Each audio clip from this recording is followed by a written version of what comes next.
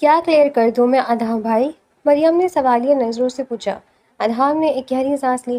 مجھے تمہاری باتیں سمجھ میں نہیں آ رہی۔ اگر میں نے ہادیہ سے روم الگ کیا، گھر الگ کیا، تو یہ سب کچھ میں نے ہادیہ کی بہتری کے لیے ہی کیا ہے۔ میں ہادیہ پر زبردستی اپنے آپ کو اور اس رشتے کو مسلط نہیں کر سکتا۔ تم جانتی ہو نا کہ یہ شادی کس حالات میں اور کس طریقے سے ہوئی ہے؟ اس بات پر مریم اسے گھورنے لگی۔ آپ کو کس نے کہا کہ یہ رشتہ ہادیہ پر بوجھ ہے یا اس پر مسلط ہے؟ کیا یہ بات ہادیہ نے خود آپ سے کہی تھی؟ ادھام خاموشی سے مریم کو دیکھنے لگا۔ مجھے اندازہ ہوا تھا اس کے رویے سے۔ آپ کا اندازہ بالکل غلط تھا ادھام بھائی، پر آپ کی سوچ بالکل غلط تھی۔ آپ نے ہادیہ کی مسکراہٹ اور سکون چھین لیے۔ میری دوست بالکل بدل گئی ہے، کسی بڑی عمر کی عورت کی طرح خاموش رہنے لگی، صرف آپ کی وجہ سے۔ ادھام نے نفی میں سر ہلایا۔ میری وجہ سے نہیں ہوئی، اس کا نکاح ٹوٹا تھا شامیر سے، رسوائی ہوئی تھی اس کی میرے ساتھ، اسی وجہ سے وہ ایسی ہو گئی ہے۔ ادھام کی بات پر مریم طنزیہ ہنسی۔ اچھا، تو پھر نکاح ٹوٹنے کے اگلے دن ہی ہادیہ کو ایسا ہو جانا چاہیے تھا نا؟ لیکن جب ہادیہ آپ کے ساتھ شفٹ ہوئی تھی تب وہ بالکل نارمل تھی۔ مریم کی بات پر ادھام خاموشی سے اسے دیکھنے لگا۔ ہاں، بات تو اس کی درست تھی، ہادیہ شروع میں بالکل نارمل ہی تھی۔ وہ آپ سے محبت کرتی ہے ادھام بھائی۔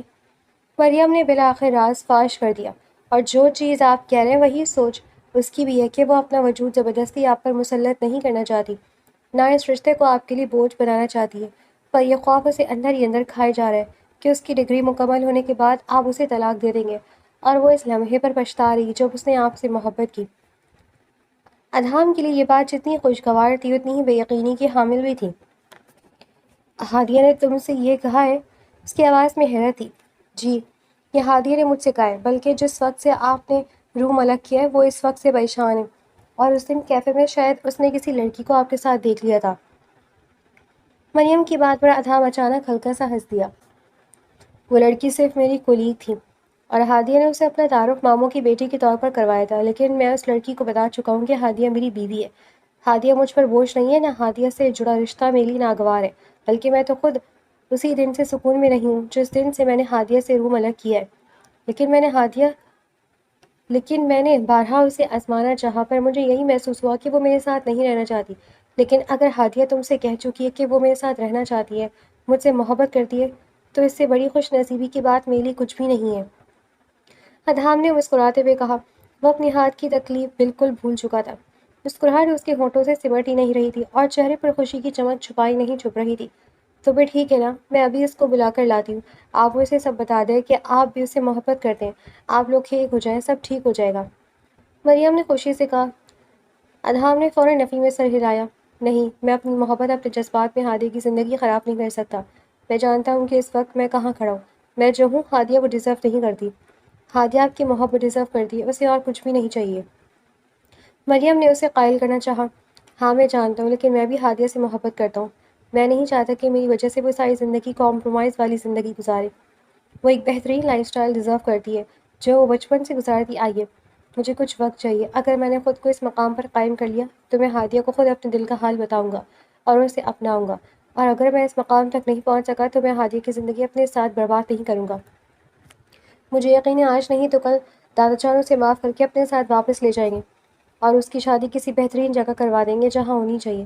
اور شادی کے بعد بھی عورت اپنے شوہر سے محبت کر ہی لیتی ہے۔ ہادیہ بھی مجھے بھول جائے گی۔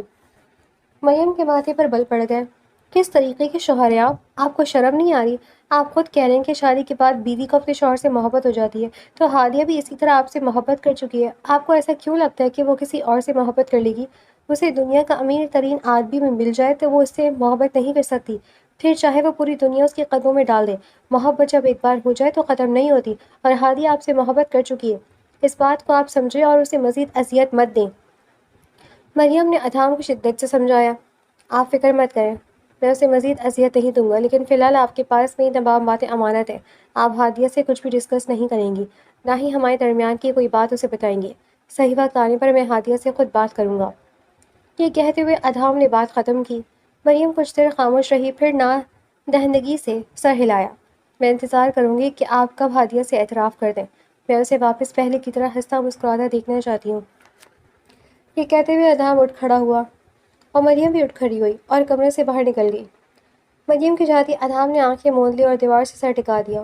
ہونٹ خود بخود مسکرانے لگے۔ اس کے وجود کا ایک ایک حصہ خوشی سے چہکنے لگا تھا۔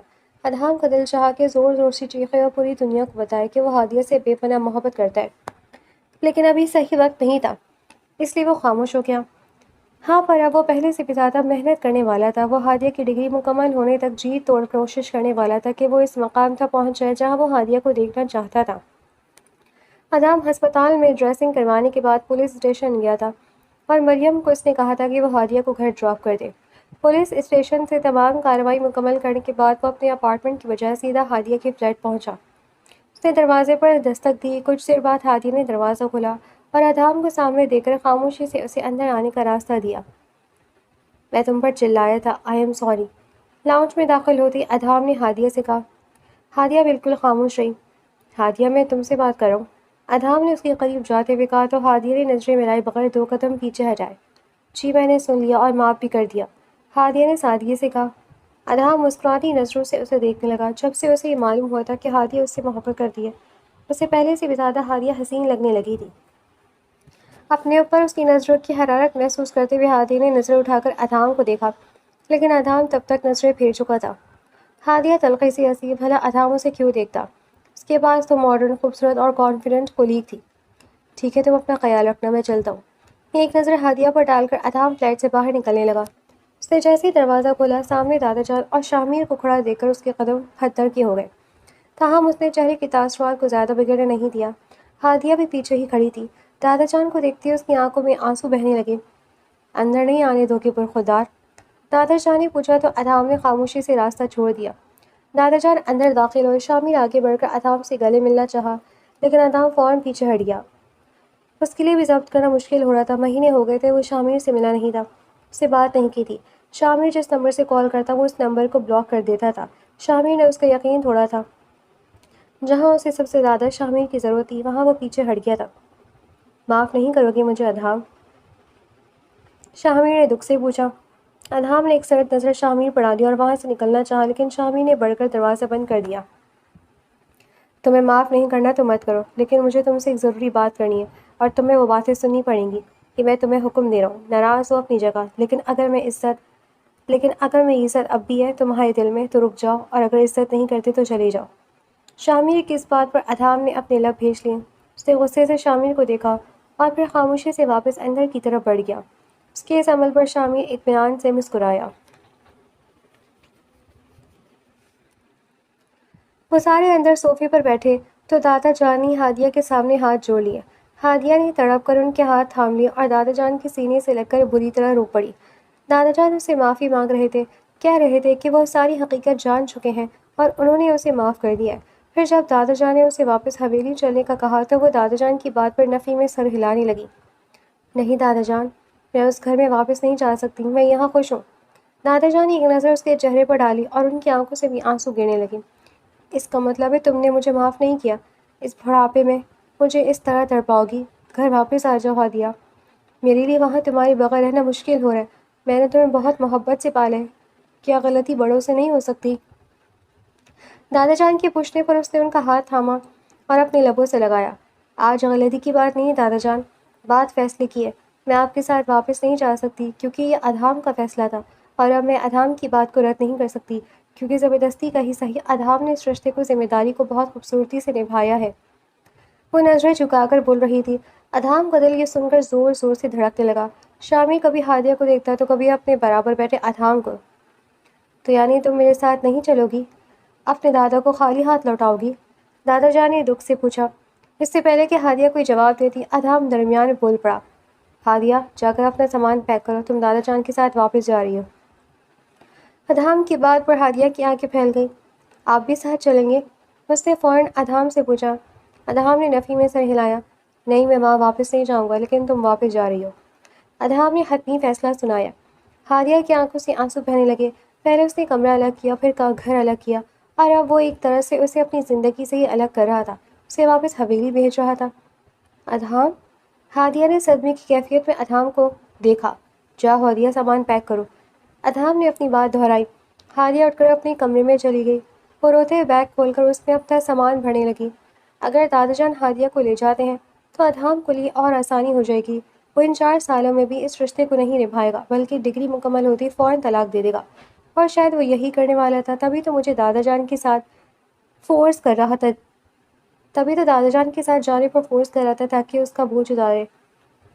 وہ اپنے آنکھ کو صاف کرتی سامان پیک کر کے کمرے سے باہر نکلنے لگی تو دروازے پر کھڑے ادھام کو دیکھ کر ٹھٹک گئی۔ لمحے بھر کو ادھام اسے ہی دیکھ رہا تھا۔ وہ رو رہی تھی، پر کیوں؟ اب تو سب ٹھیک ہو رہا تھا اور آج ان سارے سوالوں کا جواب ادھام کے پاس تھا۔ وہ جو آج تک ہادیہ کی نظروں میں اپنے لیے محبت نہیں دیکھ پایا تھا، آج اپنی طلب اور اس کی آنکھوں میں اپنے لیے اتنے سارے آنسو دیکھ رہا تھا۔ ہادیہ مرسلین سر سے پیر تک ادھام کی محبت میں ڈوب چکی تھی۔ آپ بہت برے ہیں ادھام، آپ بہت برے تھے اور شاید ہمیشہ برے ہی رہیں گے، وہ غصے سے کہتی ہوئی کمرے سے باہر نکل گئی۔ ادھام بے ساختہ مسکرایا۔ اگر قدرت کو منظور ہوا تو میں تمہاری یہ بدگمانی اور ناراضگی بہت جلد دور کر دوں گا ہادیہ، اس نے خود سے وعدہ کیا۔ دادا جان ہادیہ کو لے کر گھر سے باہر نکل گئے۔ ادھام ہادیہ کا بیگ اٹھائے نیچے جانے لگا تو شامیر بھی اس کے ساتھ نیچے اترا۔ دادا جان اور ہادیہ کو ایک گاڑی میں شامیر نے رخصت کر دیا۔ آپ کیوں نہیں گئے؟ آپ کی گاڑی کہاں ہے؟ ادھام نے سنجیدگی سے پوچھا۔ میرے پاس گاڑی نہیں ہے، میں تو دادا جان کے ساتھ آیا تھا، واپسی پر تم مجھے ڈراپ کر دینا، ہمیں ایک جگہ جانا بھی ہے۔ شامیر نے کہا، مجھے آپ کے ساتھ کہیں نہیں جانا، میرے کام کا وقت ہو رہا ہے۔ یہ کہتے ہوئے ادھام وہاں سے جانے لگا تو شامیر نے بڑھ کر اس کا ہاتھ پکڑ لیا۔ یعنی تم میری عزت نہیں کرتے؟ ٹھیک ہے جاؤ، شامیر مصنوعی ناراضگی سے کہتا ہوا سڑک کی طرف بڑھنے لگا۔ ادھام غصے سے شامیر کی طرف بڑھا۔ آپ مجھے اس طرح ایموشنل بلیک میل نہیں کر سکتے۔ ٹھیک ہے نا، پھر گاڑی میں بیٹھو، شامیر نے حکم دیا اور گاڑی کا دروازہ کھول دیا۔ کیا بات کرنی ہے آپ کو؟ ادھام نے زیر چھو کر پوچھا۔ شامیر اب مسکرا رہا تھا۔ ایسے نہیں، جہاں میں کہہ رہا ہوں آج وہاں چلنا پڑے گا، پھر بات ہوگی۔ شامیر کی بات پر ادھام نے زور سے مٹھی بھیجی اور اسے گھورتے ہوئے گاڑی کی طرف بڑھ گیا۔ گاڑی کی ڈرائیونگ سیٹ پر بیٹھ کر اس نے 2 بار ہارن بجایا اور شامیر کو گھورنے لگا۔ شامیر مسکراتے ہوئے گاڑی کی فرنٹ سیٹ پر بیٹھ گیا۔ کہاں جانا ہے؟ ادھام نے پوچھا تو شامیر نے اسے وکیل کے دفتر کا ایڈریس بتایا۔ وکیل کے دفتر کے باہر گاڑی روکتے ہوئے ادھام شامیر کی طرف متوجہ ہوا۔ اب بتائیں گے کہ کیا بات ہے؟ شامیر گاڑی سے اترا اور اسے بھی اپنے پیچھے آنے کا اشارہ کیا۔ ادھام جھنجھلاتا ہوا شامیر کے پیچھے گیا۔ وہ لوگ وکیل کے دفتر میں داخل ہوئے۔ وہ وکیل شامیر کا تھا۔ اس نے شامیر اور ادھام دونوں کو بیٹھنے کا اشارہ کیا اور ایک فائل شامیر کے سامنے رکھ دی۔ ساری ڈاکیومنٹیشن ہو گئی ہے، وکیل نے بتایا۔ شامیر نے ایک نظر فائل کھول کر سرسری سی پڑھی اور وہ فائل ادھام کی طرف بڑھا دی۔ اتنے میں وکیل کچھ دیر کے لیے دفتر سے باہر چلا گیا۔ کیا ہے اس میں؟ ادھام نے فائل دیکھے بنا پوچھا۔ کھول کر دیکھ لو، شامیر نے جواب دیا۔ ادھام نے فائل کھولی۔ جو وہ پیپرز پڑھتا گیا اس کے ماتھے پر بل پڑتے گئے۔ اس نے غصے سے فائل اٹھا کر ٹیبل پر پٹکی۔ نہیں چاہیے مجھے آپ کی بھیک، میں اپنے پاؤں پر خود کھڑا ہو سکتا ہوں۔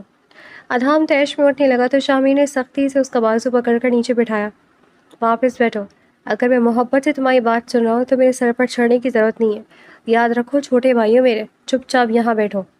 شامیر کے ساتھ لہجے پر ادھام سے گھورتا ہوا واپس بیٹھ گیا۔ کوئی بھیک نہیں دے رہا میں تمہیں، یہ تمہارے حصے کا ہی بزنس ہے، شامیر نے جتایا۔ میرے حصے کا بزنس کیسے ہو گیا؟ میرا باپ ایک معمولی نوکری پیشہ انسان تھا، اس کے پاس کچھ نہیں تھا، یہ سب آپ کے ابا کی جائیداد تھی جو آپ کو وراثت میں ملی، ادھام نے کاٹدار لہجے میں کہا۔ شامیر نے نفی میں سر ہلایا۔ نہیں، تم غلطی پر ہو، یہ بزنس میرے ابا کی جائیداد کا نہیں ہے، یہ بزنس موم نے سٹارٹ کیا تھا، جو ان کو نانا جان کی طرف سے حصے میں ملا تھا، تو جو حصہ موم کا ہوا اس پر تمہارا اور میرا دونوں کا برابر کا حق ہے، رائٹ؟ شامیر نے سوالیہ نظروں سے دیکھا۔ ادھام خاموشی سے شامیر کو تکنے لگا۔ دیکھو، عقل کا تقاضا یہ ہے کہ اگر تم کسی سے اس کا مال نہیں لے رہے تو اپنا مال بھی مت چھوڑو۔ ادھام نے ایک نظر پھر فائل پر ڈالی۔ تو اگر یہ ہم دونوں کا بزنس ہوا تو آپ نے پورا میرے نام کیوں کیا؟ شامیر مسکرایا۔ یہ پہلا سوال ہے جو اب تک تم نے کام کا اور ڈھنگ کا کیا ہے۔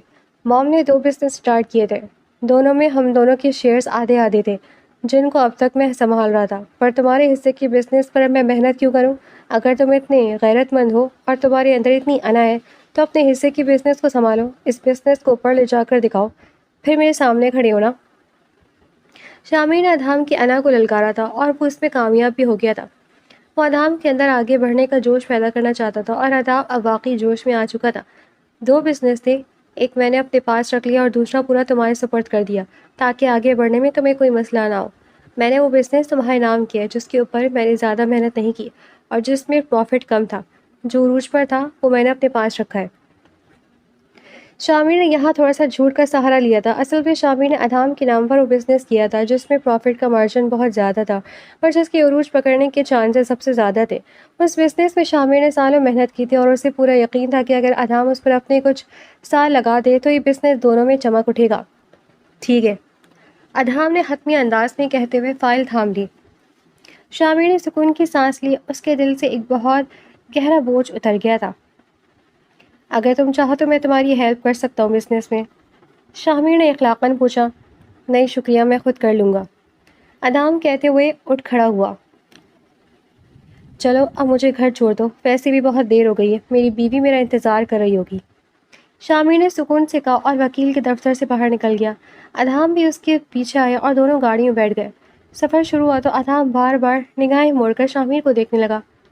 کچھ پوچھنا ہے تو پوچھ لو، شامر نے کہا۔ ادھام نے ایک نظر شامر کو دیکھا اور پھر دل میں مچلتا ہوا سوال پوچھ ہی لیا۔ آپ نے نیلم سے شادی کی تھی تو پھر اس کا اتنا تماشا کیوں بنایا؟ دوسری شادی آپ نے کیوں کی؟ ادھام کے سوال پر شامر کی تمام شگفتگی یکدم سمٹ گئی۔ تم نہیں جانتے کہ نیلم کس طرح کی عورت ہے۔ میں نے تم سے پہلے بھی کہا تھا کہ نیلم اور چچی جان بہت مکار ہے۔ کسی کے مکار ہونے کی وجہ سے آپ اس کا اس طرح تماشا نہیں بنا سکتے۔ وہ مکار تھی لیکن اس نے آپ کو تو کوئی نقصان نہیں پہنچایا۔ ادھام نے نیلم کے ساتھ ہمدردی کرتے ہوئے اس کی حمایت کی۔ شامر کے چہرے کے زاویے سخت ہو گئے۔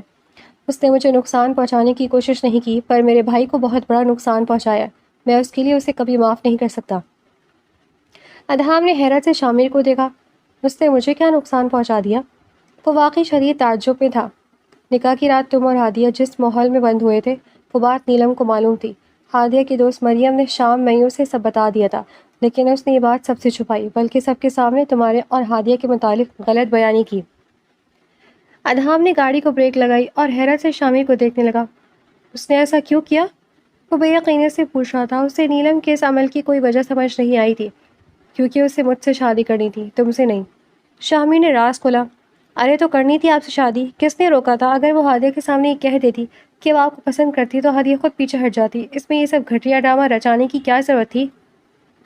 ادھام کو شدید غصہ آیا۔ اس کا دل چاہا کہ نیلم سامنے ہو تو اسے بھٹی میں ڈال کر اس کا کباب بنا دے۔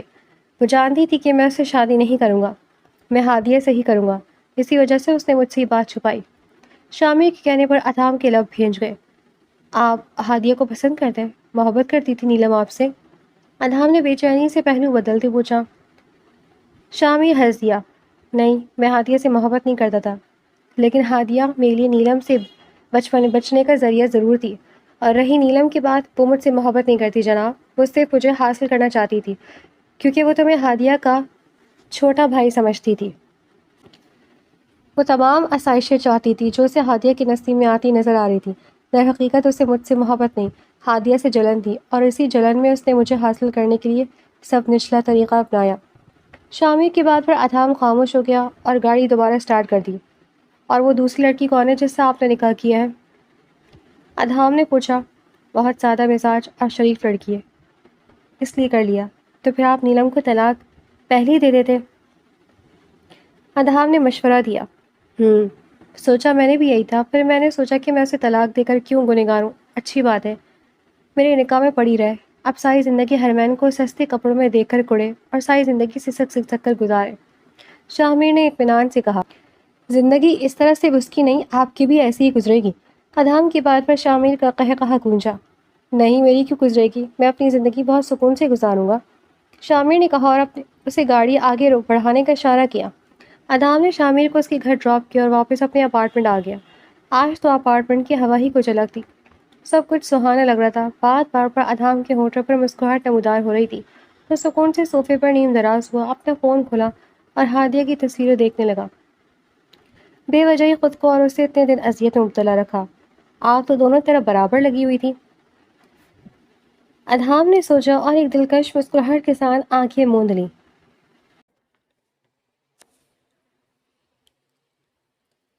دادا جان ہادیہ کو لے کر گھر میں داخل ہوئے تھے۔ چچی جان لاؤنج میں بیٹھی ملازمہ کو رات کے کھانے کی ہدایت دے رہی تھی کہ دادا جان کے پیچھے ہادیہ کو دیکھ کر ان کے ماتھے پر بل پڑ گئے اور وہ غصے سے کھڑی ہو گئی۔ یہ اس گھر میں کیسے آ رہی؟ اس گھٹیا لڑکی کی ہمت کیسے ہوئی اس گھر میں قدم رکھنے کی؟ چچی جان گھبرائیں۔ دادا جان نے غضبناک نظروں سے چچی کو دیکھا۔ اپنی زبان قابو میں رکھو، جتنا بولنا تھا تم نے بول لیا، اگر ایک لفظ بھی میری پوتی کے خلاف بولا تو میں تمہیں اس گھر سے باہر کر دوں گا۔ دادا جان کی دھمکی پر چچی جان منہ کھولے انہیں دیکھنے لگی۔ آپ اس بد کردار لڑکی کی وجہ سے مجھے گھر سے نکالیں گے؟ یہ میرا گھر ہے، میرے شوہر کا گھر ہے، چچی جان اور غصے سے بولی۔ دادا جان طنزیہ ہنسے۔ تمہارا گھر ہے، تمہارے میاں کا گھر ہے، پر یہ گھر تو میرے نام ہے، اور اگر زیادہ بولی نا تو یہ گھر میں ابھی کے ابھی ہادیہ کے نام کروں گا۔ دادا جان کی اس دھمکی پر چچی جان کے الفاظ دم توڑ گئے۔ کوئی بعید نہیں تھی دادا جان ان کا حق چھین کر اس لڑکی کو دے دیتے۔ چچی جان کی آواز پر چچا جان بھی اپنے کمرے سے باہر نکل آئے، لیکن اس سے پہلے کہ وہ چچی سے کچھ پوچھتے، دادا جان کے ساتھ کھڑی ہادیہ کو دیکھ کر ان کے ماتھے پر بھی بل پڑ گئے۔ یہ کیا ہے ابا؟ یہ لڑکی یہاں کیوں آئی ہے؟ انہوں نے دادا جان سے پوچھا۔ کیوں نہیں آ سکتی؟ یہ اس کا اپنا گھر بھی ہے، دادا جان نے کہا۔ جو کچھ یہ لڑکی کر چکی ہے نا ابا، اس کے بعد یہ لڑکی اس گھر میں نہیں رہ سکتی۔ آپ سوچ لیں، یا تو یہ لڑکی اس گھر میں رہے گی یا پھر ہم۔ چچا جان نے حتمی دھمکی دی۔ دادا جان ہنس دیے۔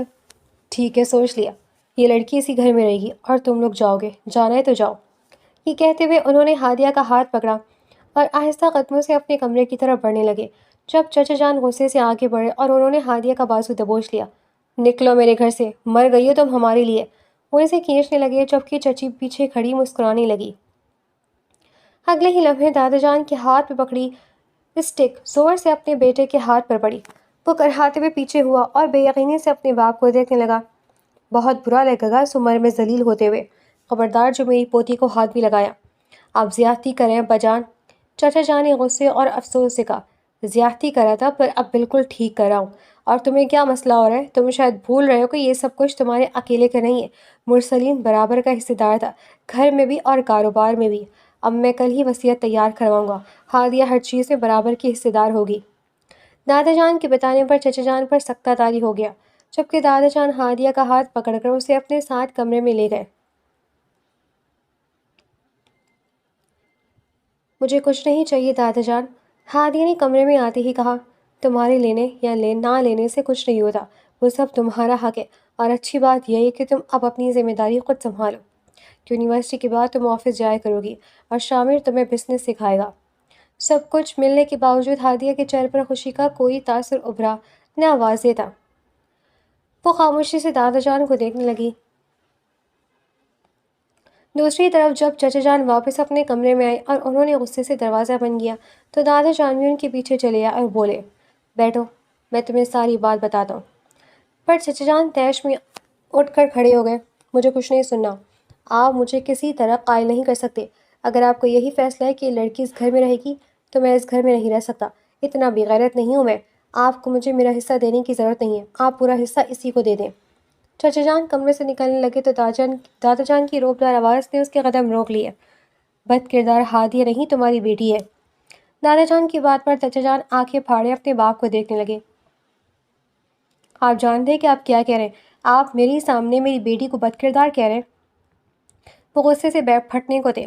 ہاں، اسی طرح جس طرح تم میرے سامنے میری پوتی کو بد کردار کہہ رہے ہو، جبکہ اس کی تربیت میں نے کی ہے، اور تمہاری بیٹی کی تربیت کس نے کی ہے؟ تمہاری اس چال باز بیوی نے، جو سب سے اس گھر میں آئی ہے۔ اس نے صرف فساد اور چال بازی کے سوا کچھ نہیں کیا۔ تم نہیں جانتے اپنی بیوی کی فطرت کو۔ چچا جان غصے سے دادا جان کو گھورنے لگے۔ پوچھو اپنی بیوی سے، اسے یقیناً ساری حقیقت معلوم ہوگی، تمہاری بیٹی کا کیا دھرائی یہ سب کچھ۔ جس رات ہادیہ اور ادھام ایک روم میں بند ہوئے تھے نا، یہ بات تمہاری بیٹی کو معلوم تھی، لیکن اس نے کسی کو نہیں بتائی۔ اگر وہ بتا دیتی تو عزت بچ جاتی، ہم لوگ ہادیہ کو اس حال سے نکال دیتے۔ دادا جان نے غصے سے کہا۔ کمرے کے دروازے پر کھڑی ہادیہ بھی بے یقینی سے دادا جان کو دیکھنے لگی۔ اگر نیلم کو معلوم تھا تو اس نے یہ بات کیوں نہیں بتائی؟ وہ ایسا کیوں کرے گی؟ چچا جان نے ناسمجھی کے تاثرات سے پوچھا۔ سمجھدار ہو، ذرا سوچو کہ اس نے ایسا کیوں کیا۔ ہادیہ اور ادھام کے نہ آنے سے اس دن اس کو کیا حاصل ہوگا؟ دادا جان کا سوال اتنا واضح تھا کہ جواب بالکل سامنے تھا، وجہ شاہمیر تھا۔ دادا جان، یہ آپ کیا کہہ رہے ہیں؟ یہ سب نیلم نے کیا، صرف اس لیے کہ اسے شاہمیر سے شادی کرنی تھی؟ ہادیہ نے نرم لہجے میں افسوس اور بے یقینی سے پوچھنے لگی۔ دادا جان نے بھی افسوس سے ہاں میں سر ہلا دیا، جبکہ چچا جان کے پاؤں تلے زمین نکل گئی تھی۔ اتنا تو وہ بھی جانتے تھے کہ دادا جان جھوٹ نہیں بولتے اور نہ ہی بغیر دلیل اور ثبوت کے بات کرتے ہیں۔ تو وہ مجھ سے کہتے تھی میں شاہمیر سے محبت نہیں کرتی تھی، وہ ایک بار کہتی میں خود شاہمیر کو اس کے لیے چھوڑ دیتی۔ ہادیہ روتے ہوئے بولی، میں نے اسے ہمیشہ اپنی بہن سمجھا، مجھے نہیں معلوم تھا کہ وہ میرے ساتھ اتنا بڑا دھوکہ کرے گی۔ یہ کہتے ہوئے ہادیہ سسک پڑی۔ چچا جان نے ایک نظر روتی ہوئی ہادیہ کو دیکھا اور غصے سے بھرے قدموں سے باہر نکل گئے۔ باہر چچی جان کان لگائے کھڑی تھی۔ اپنے شوہر کو آتے دیکھ کر وہ گڑبڑا کر پیچھے ہوئی اور خوفزدہ نظروں سے چچا جان کو دیکھنے لگی۔ چچا جان غصے سے اپنی بیوی کی طرف بڑھے، ان کا بازو دبوچا اور کھینچتے ہوئے اپنے کمرے میں لے گئے۔ مجھے سچ بتاؤ، کیا یہ سب نیلم نے کیا تھا؟ چچا جان نے دھاڑ کر پوچھا۔ چچی جان نفی میں سر ہلانے لگی۔ نہیں، وہ بھلا ایسا کیوں کرے گی؟ یہ سب جھوٹا الزام ہے۔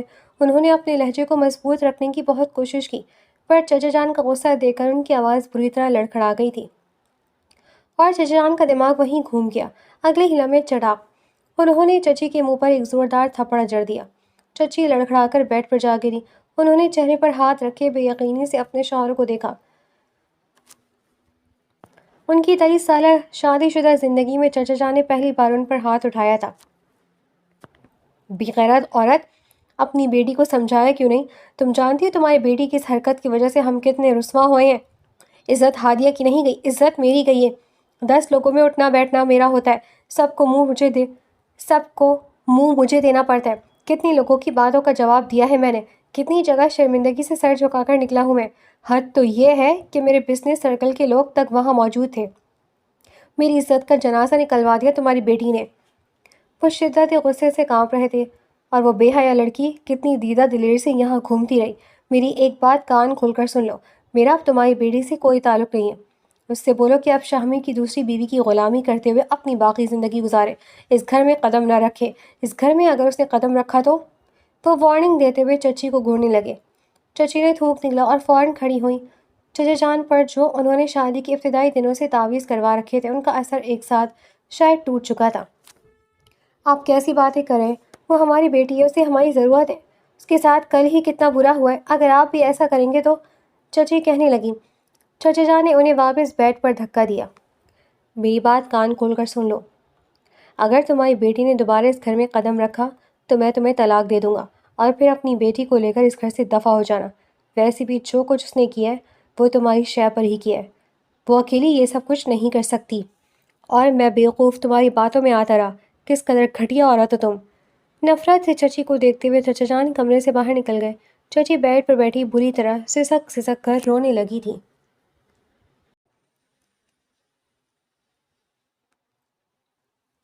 شاہ میر اپنی چمکتی ہوئی گاڑی ہرمین کے میکے کے باہر روک کر نیچے اترا۔ اس نے ڈارک بلو سوٹ پہن رکھا تھا اور چہرے پر ایک متوازن پرسکون مسکراہٹ تھی۔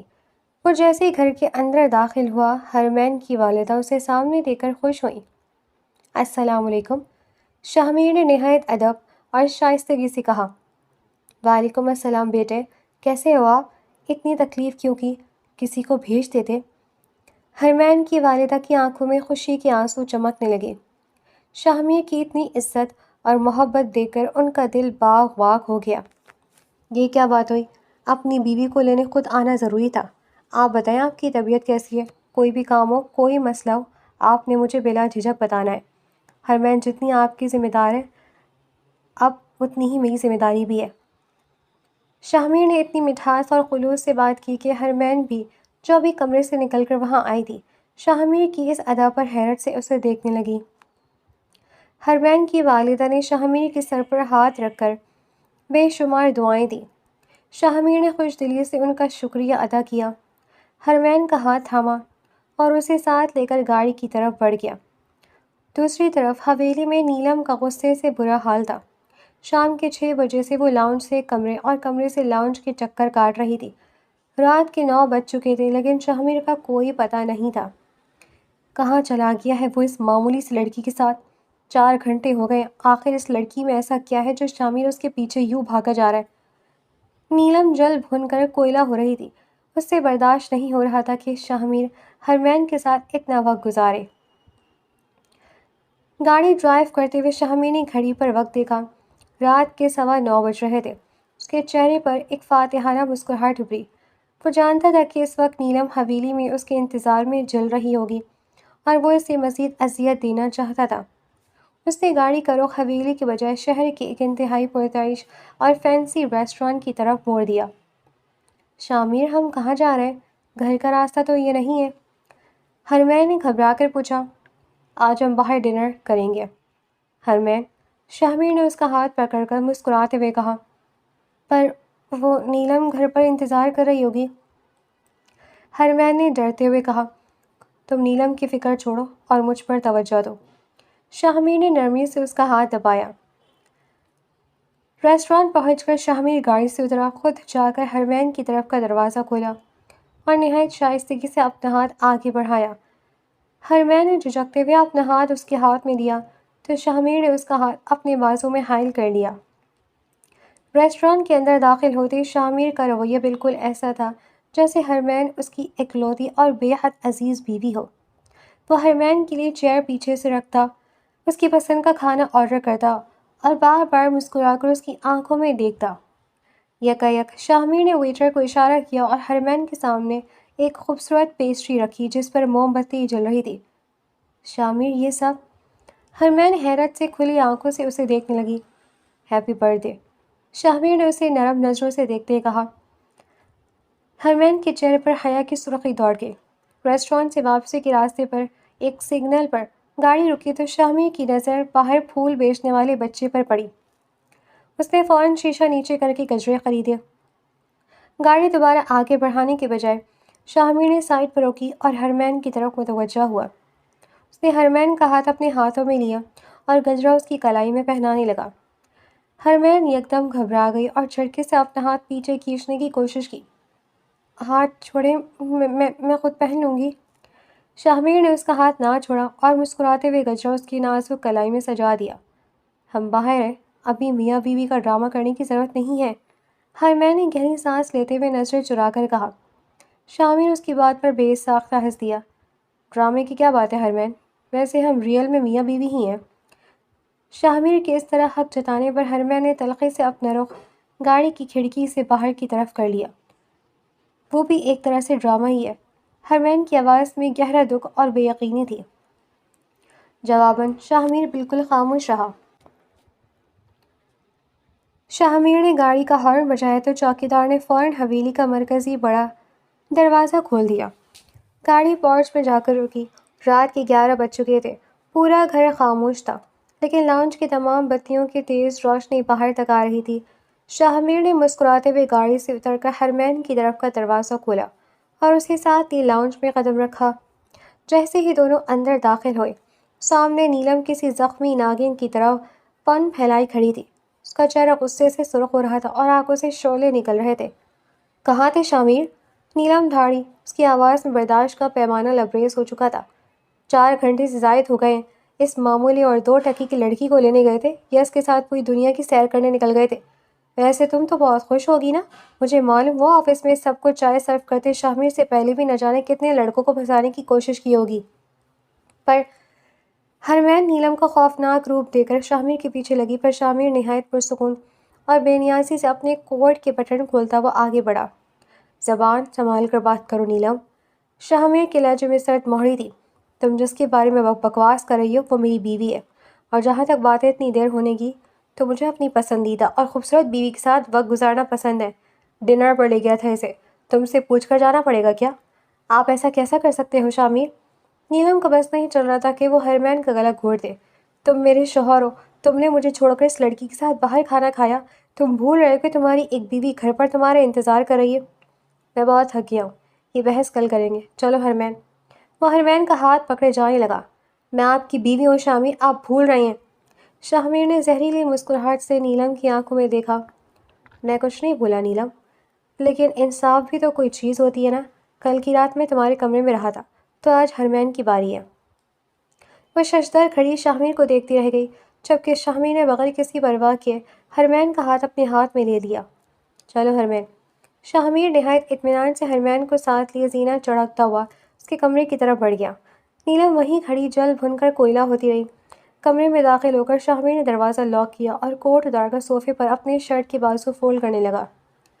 ہرمین جو ابھی تک دروازے کے پاس جھیپ کر کھڑی تھی، شاہمیر کو یوں اطمینان سے اپنے کمرے میں جمتے دیکھ کر شدید گھبرا گئی۔ اس کا دل زور زور سے دھڑک رہا تھا اور کلائیاں مسلتے ہوئے اس نے بڑی مشکل سے ہمت مجتمع کی۔ آپ آپ واقعی میرے کمرے میں رہیں گے؟ ہرمین نے گول گول آنکھوں سے شاہمیر کو دیکھتے ہوئے معصومیت سے پوچھا۔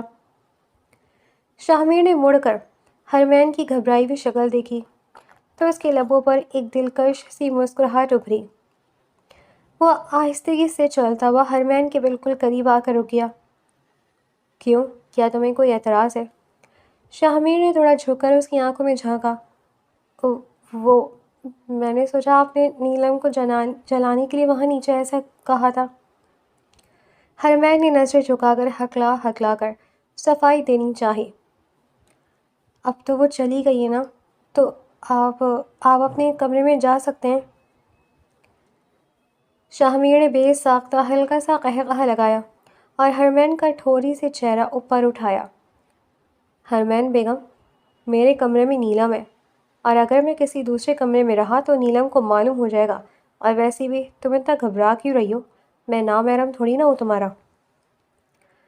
ہرمین کے چہرے پر لمحات میں سرخیاں بکھر گئی، اور ویسے بھی شاہمیر نے اس کی کلائی میں سجے گجروں کو چھوتے ہوئے نہایت نرم لہجے میں کہا، جب میری اصل خوشبو اور سکون اس کمرے میں موجود ہے تو میں کسی اور جگہ کیوں جاؤں گا؟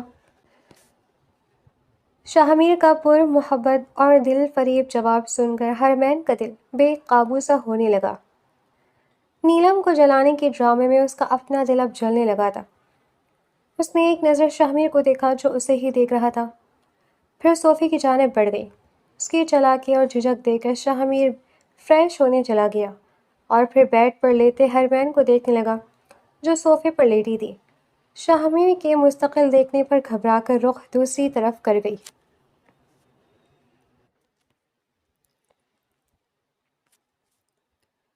اگلی صبح جب ہرمین کی آنکھ کھلی تو سورج کی سنہری کرنیں کھڑکی سے اندر آ رہی تھی۔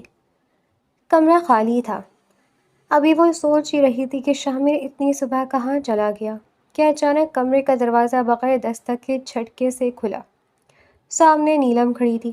اس کی آنکھیں رات بھر جاگنے اور جلنے کی وجہ سے لال ہو رہی تھی اور چہرے پر شدید نفرت اور غصہ تھا۔ زیادہ خوش ہونے کی ضرورت نہیں ہرمین۔ نیلم غراتے ہوئے قدم با قدم بستر کی طرف بڑھی اور ہرمین کو دھمکانے لگی۔ تم کیا سمجھتی ہو کہ رات کو شاہمیر تمہارے کمرے میں آ گیا تو تم نے جنگ فتح کر لی؟ یہ سب وقتی ہے۔ میری ماں نے مجھے سب سچ بتا دیا کہ شاہمیر کو میری ایک غلطی معلوم ہو گئی۔ یقیناً وہ مجھے اس کی سزا دینے تمہیں لایا ہے، ورنہ تمہاری اوقات اتنی نہیں۔ وہ ہنسی۔ ہرمین کا چہرہ تاریک پڑا۔ ورنہ میں نے تو کیا، کسی نے تمہارا نام تک نہیں سنا۔ ویسے کتنے پیسے دیے شاہمیر نے تمہیں یہ ٹانگ ناٹک کرنے کے لیے؟ وہ جنونی انداز سے پوچھنے لگی۔ اپنی اوقات مت بھولو، تمہیں اس حویلی میں صرف کیا نیلم؟ کمرے کے دروازے پر شاہمیر کی سرد آواز گونجی۔ وہ ٹریک سوٹ میں ملبوس اندر داخل ہو رہا تھا۔ اس کے ہاتھ میں پانی کا گلاس تھا۔ شاہمیر کو اچانک سے اپنے سامنے دیکھ کر نیلم کے ہاتھوں کے طوطے ہی اڑ گئے۔ اس نے لمحوں میں اپنے تاثرات بدلے اور چہرے پر مصنوعی مسکراہٹ سجاتی ہوئی بولی، ارے شاہمیر، میں تو ہرمین کو ناشتے کے لیے بلانے آئی تھی۔ میں نے سوچا رات کو یہ دیر سے آئی تھی تو آج میں خود اس کا ناشتہ بنا دوں۔ چلو ہرمین، تیار ہو کر نیچے آ جاؤ، ناشتہ ٹھنڈا ہو رہا ہے۔ نیلم نے بات گھمائی۔